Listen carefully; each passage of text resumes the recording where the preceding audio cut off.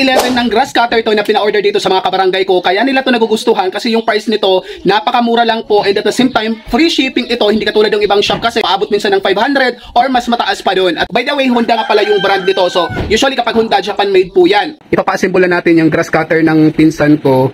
Ayan, nakikita nyo naman Honda yung brand niyan. So hindi kami nag-assemble dito kasi si Kuya Ubo yung taga-assemble dito sa amin. Ito yung pinaka-makina natin. So 43cc po ang ating grass cutter.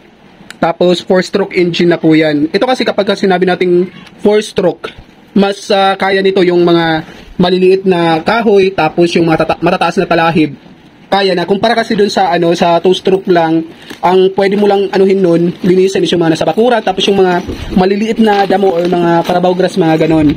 Ito kahit paano kaya na nito yung mga malawak na sakahan, tapos yun nga yung matataas na talahib.